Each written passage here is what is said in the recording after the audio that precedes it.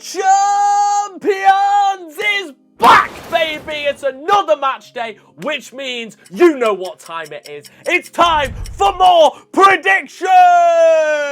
And I smashed it last week. I actually did really well. Last match day, I actually did really well. So we're going in again, and we're going to try and get as many score predictions as possible. If you guys love the Champions League and are enjoying the content, smash the like, hit the big red subscribe button down below, and let's get in to match day 4 of the Champions League predictions. Here we go.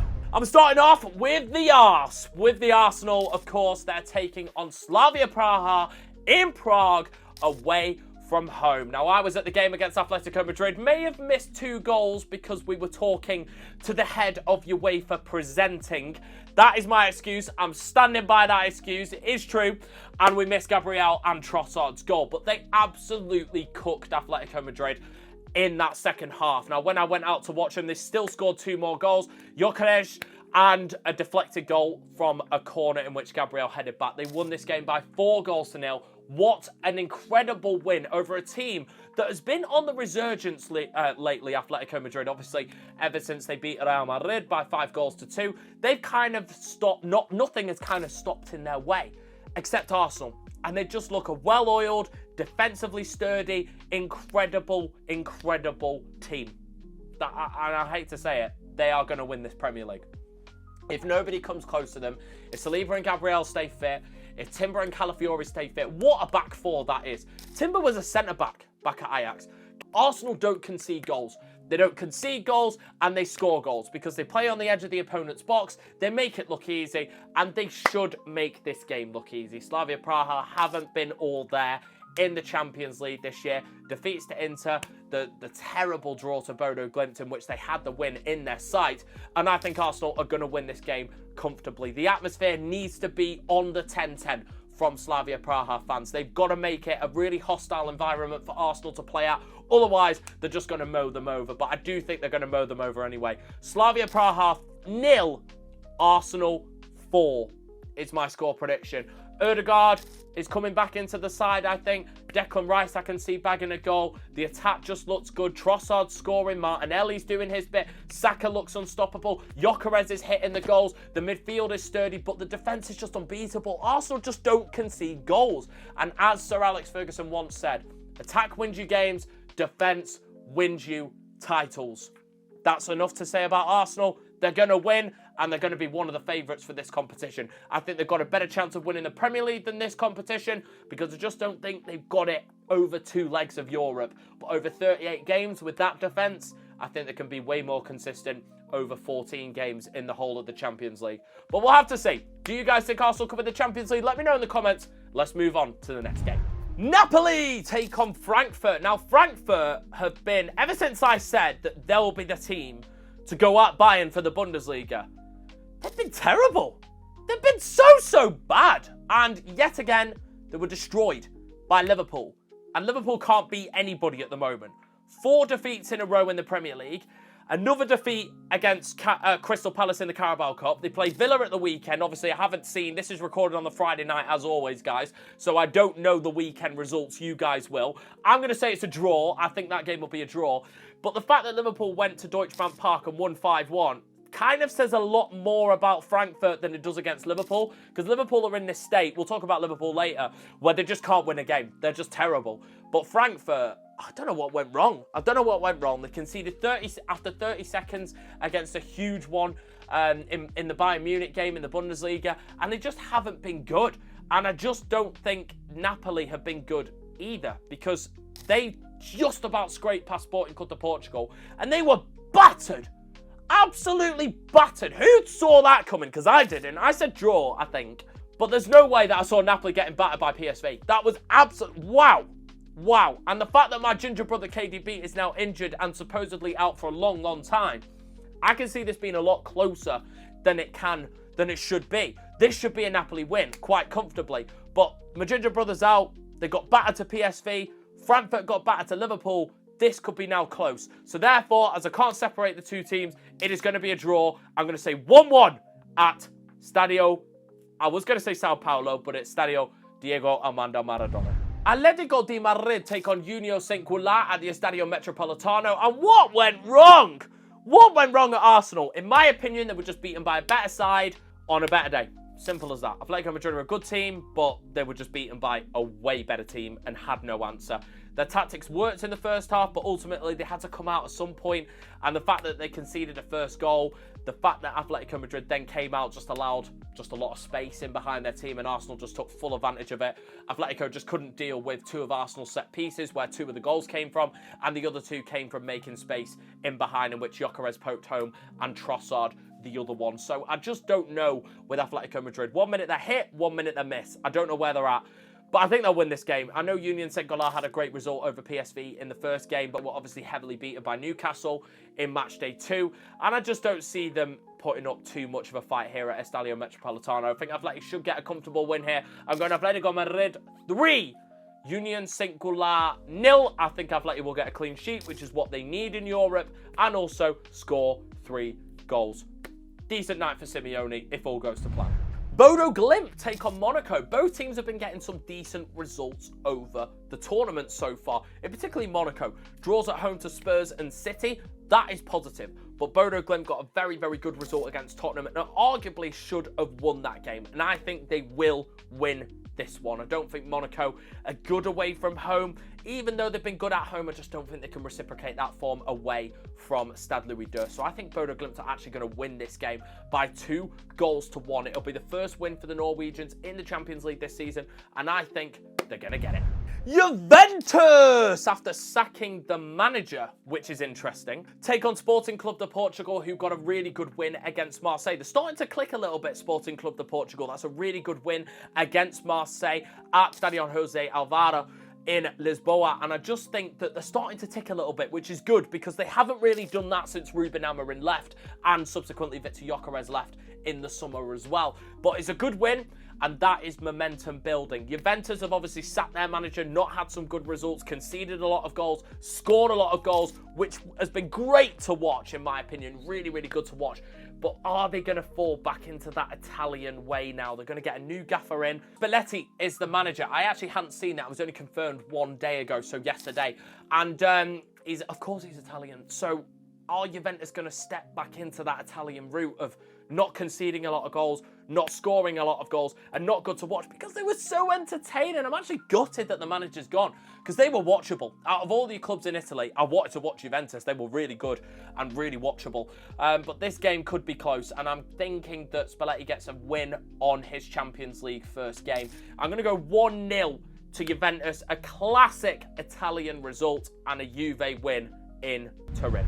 Liverpool versus Real Madrid, the biggest game of match day 4. Of course, is at Anfield. 4 defeats in 5, Liverpool are taking on El Clasico winners, Real Madrid. Now, it is not the same Real Madrid as we're used to seeing winning this competition year in, year out. Triple, Galacticos, you name it, Real Madrid have done it in the Champions League. But this is a different Liverpool team. A Liverpool team that swept the league last year, that lost to the eventual champions in the Champions League on penalties. If they knock out PSG, I think Liverpool win the Champions League last year. And they've just been terrible. Arne Slot has lost it. He has lost it. The second that he put out that team against Crystal Palace in the League Cup, it was over. I'd be really interested to watch my own video back and see how Liverpool have done against Aston Villa this weekend at Anfield. I think it's going to be a draw. The boys that are editing it will drop the score on the screen now. I think it's 1-1. I'm probably wrong, but there it is. That is the score. And if Liverpool have lost again, wow, where did they go from here? Where did they go? Liverpool never lose at Anfield. They were battered by Palace, but that game was over the second that they put the team sheet out. Losing at home to one of the worst Man United sides I've ever seen just epitomises how bad Liverpool are at the moment. Defeats to Brentford. It all started with the Palace last-minute goals. And to be fair, Liverpool haven't impressed me the whole of the year. They've been scraping by with last-minute goals. They've been scraping by through a fortunate refereeing decision at home to Everton, because the fact that somebody's been booked for taking a free kick quickly has still never sat right with me to this day. But they were scraping last-minute goals against Bournemouth, in games against Atletico Madrid in the Champions League as well. They were playing bad and they were getting away with it because they're champions. They showed the spirit of champions. But I did say they can't get away with that for long. And ultimately, it's come crashing down. And they've not been good since the start of the season. The signings aren't gelling. Isak's not gelling. Wirtz isn't gelling. Frimpong's not working. Kerkez looks very poor. The only one that is settling in, scoring goals, is Ekitike. And he doesn't even start games. That's what doesn't sit right with me. What is Arne Slot thinking? Why is Ekitike getting dropped? Isak hasn't trained pre-season. He threw a temper tantrum to get his way and get his move. Fair enough, it's worked. He's gone to train with Real Sociedad. Why isn't Ekitike playing? If Isak's clearly not fit, clearly not got the minutes into him for pre-season, why is he playing? It's absolutely bizarre. But at least in the last match day, Florian Wirtz got his first goal involvement, assisting in the game. Maybe because he was back in Germany. Maybe he's back in home comforts. He thought he was playing for Leverkusen and he gets assists against Frankfurt all the time. Maybe that can happen, but it's honestly bizarre watching Liverpool. But for Real Madrid, their perspective, they had a great win in the Clásico. That's exactly what you want. They dispatched the Barcelona, thought they were the better side. Obviously, it was a Barcelona without Lewandowski. It was a Barcelona without Rafinha. Pedri obviously got sent off as well. But they won. That is what you need to do. And I don't know how long it can go on for Real Madrid. It'd be interesting to see when they get a decent opponent to see what they do. The Anfield atmosphere will be incredible. Even though Liverpool have been poor, this is their chance to put things right. But I just think Real Madrid are just better than Liverpool this year. And Mbappe had a bad game at Anfield last year in the 2-0 defeat. And they're going to get at that defence. And I think Real Madrid are going to win this game. I'm going to go Real Madrid win this game. Liverpool 1, Real Madrid 3. And Real Madrid win this game because they're just better than Liverpool. Liverpool can turn this round if they get a win. But I just think Real Madrid are better. Real Madrid are going to take advantage of Liverpool's weak links, which ultimately is Konate, Van Dijk, Kerkez and Frimpong. That is where the weak link is. Alisson's still not fit. Mamardashvili's a good goalkeeper, but he's not Alisson. Alisson is one of the world's best. So the fact that they've not got their normal number one in goal is causing issues in the defence as it is. It's not stable. And I think Real Madrid can really export that. So we'll have to see what happens. But I'm going with Real Madrid to win at Anfield. Olympiacos take on PSV. Olympiacos are winless in the Champions League thus far, and PSV are coming off a huge win against Napoli. So I'm going to keep this one quick and simple. I think PSV are going to win in Piraeus. I really do. I want to say Olympiacos are going to win because they've got one of the best home atmospheres in the world, but I just think that they're not a good football team. I'm sorry to say that. Ifaristo, even though that's thank you. Lo siento is Spanish. I can't say sorry in Greek, but PSV are going to win by 3-0. They're better, and I think they'll go there and win and make a statement. But this is a game to turn it round for Olympiacos. But if you can't beat Pavos at home, what chance do Maracanasis' men have in beating a better side in PSV? That's all I've got to say. PSG Bayern Munich! Oh, PSG! Boom, boom, boom, boom, boom, boom. What a game this is going to be! I'm going to try and get to the Parc des Princes for this game. Still haven't secured a ticket, so fingers crossed. Drop a like on the video, wishing me good luck to try and get a ticket for this game. Yeah, it is going to be a very, very good game. Arguably the best two sides in Europe right now. Bayern Munich, top of the Bundesliga. Kane's killing it. It is the best attack in Europe as of right now, Bayern Munich's. But also you've got Kvaratskhelia, Dembele and Doué coming off the back of a 7-2 victory at Bayer Leverkusen. Yes, they haven't been great in the league, PSG. 7-2 against Bayer. I know Bayer Leverkusen have sold all their players, right? But that is still a ridiculous scoreline of 7-2. That is absolutely fantastic. What a win for PSG that was. And obviously Doué scoring the pick of the goals. Kvarat, Dembele, all scoring goals. And wow, they are so good. And they beat Barcelona in the last match day by 2-1 at Estadio Luis Company, which is a statement. But this is going to be interesting. And I think PSG have got the edge. And I'm telling you guys this. Bayern attack is better in terms of Kane. I know Musiala's not been fit. I don't even know how Musiala gets back in this team. Because they're so good on the offense. How can you drop Kane, Gnabry, Luis Diaz, and Elise? Like, all four have got to play. Like, I don't even know if there's room in midfield for Musiala, because Goretzka and Kimmich holding it up beautifully. It's the defence. and I'll say it on repeat, and Bayern fans do not agree with me on this, but I still stand by this. Upamecano is a liability. He is. He is.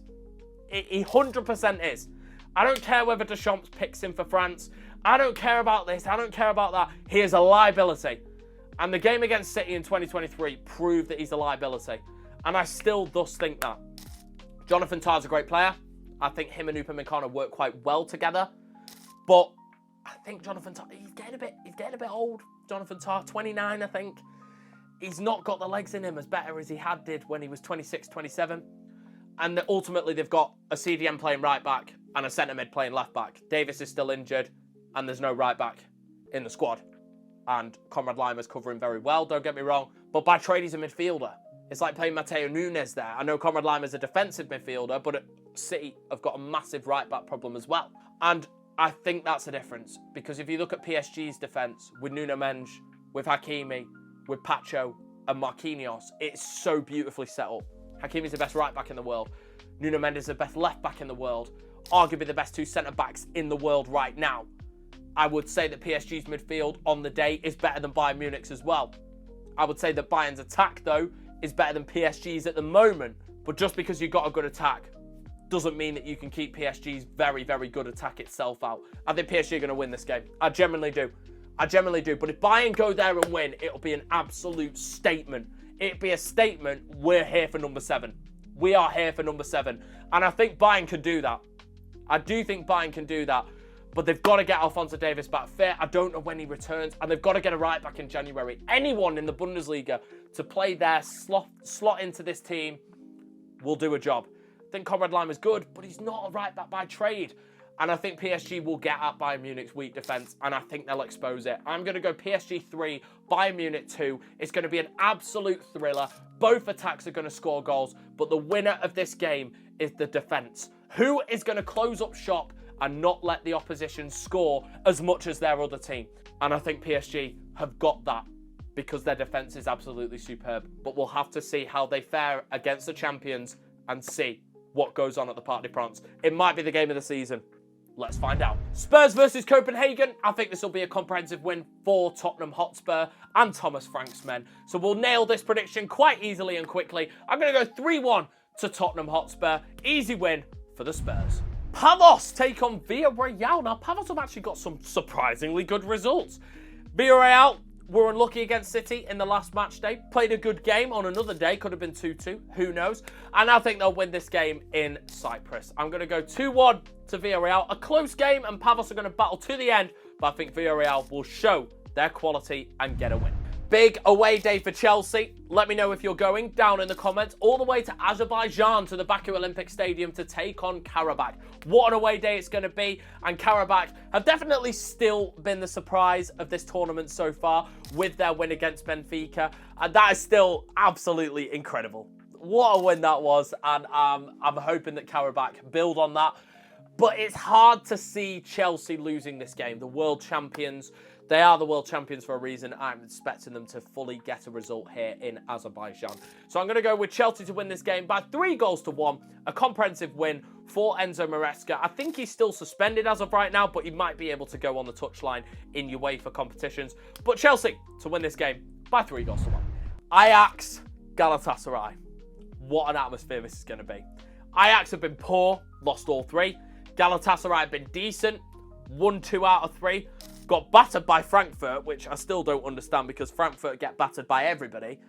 And yeah, Liverpool batter Frankfurt, in which Galatasaray beat Liverpool, but Galatasaray get battered to Frankfurt. Make it make sense. It's football, eh? Don't you just love it? But it's at Ajax. I'm expecting a fantastic atmosphere from the Amsterdam Arena, but I just think that Galatasaray are a better football team. Ajax looked really poor when I watched them away at Marseille. I know the fact that they're home. They've got to use this advantage. They've got to get a win. It's as simple as that. Ajax have got to win this game. If they don't win this game, they're out. Even on match day 4, they're out. There's no way that they're coming back from this.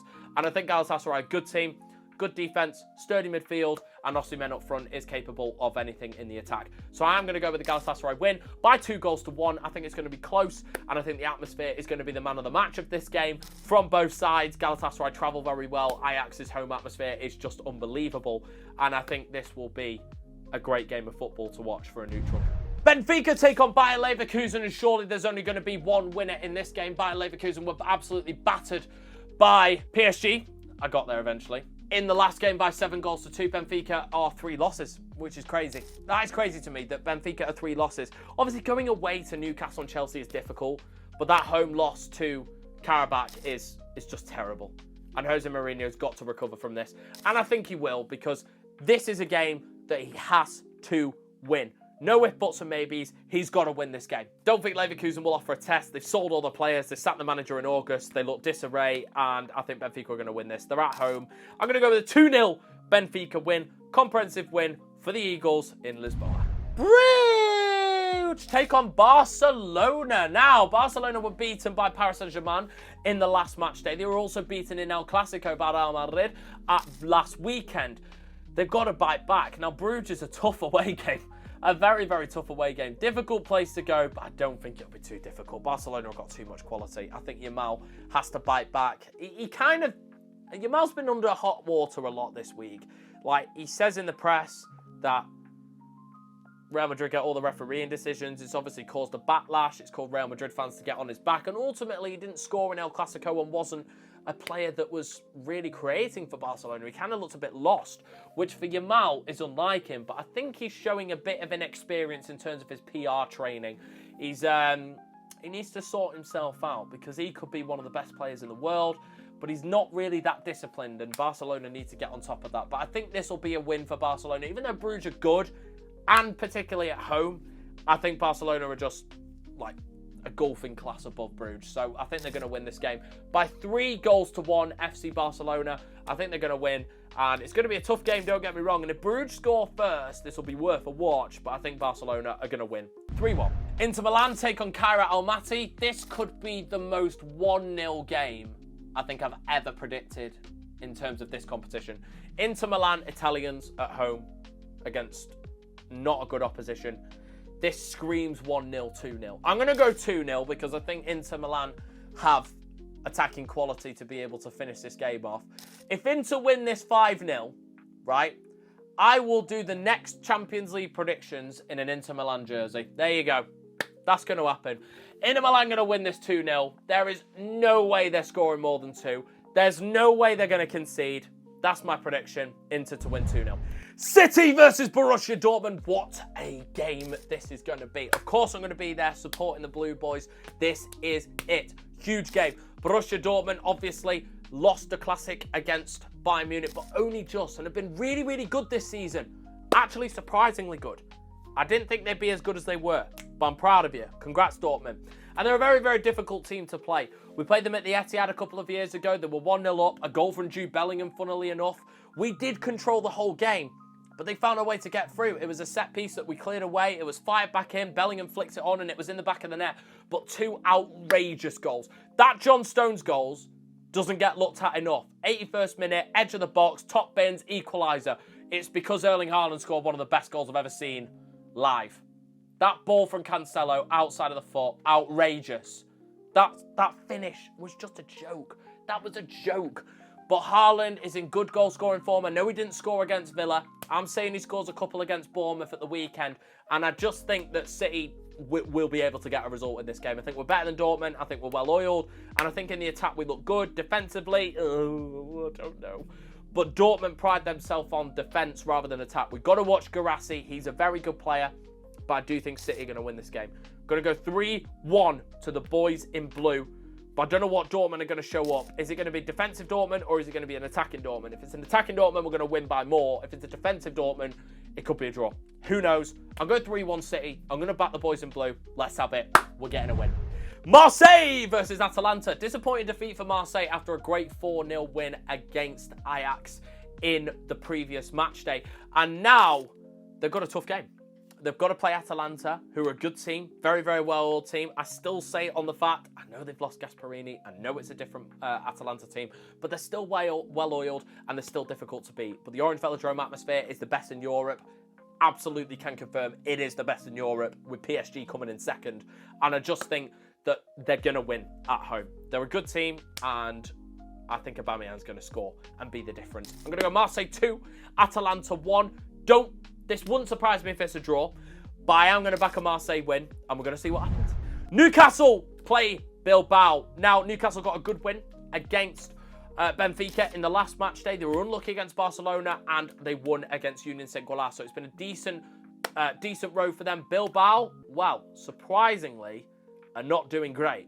They did beat Carabak at San Mamés, but obviously lost their first 2 games to Dortmund and Arsenal. So I don't know how they're going to do going away to a decent team in which Newcastle are. And I do think Newcastle are a better team than Athletic Bilbao. I think it's going to be a good game, and I think Bilbao will fight all their might, but I think Newcastle are going to win this game by 2-0. The Geordie boys to get a win on Tyneside against Bilbao, and that'll be what they need. So there are my predictions for this week in the Champions League. So if you guys want to have your say, head down to the comments. You know the drill. Get down there and have your say for this week's games.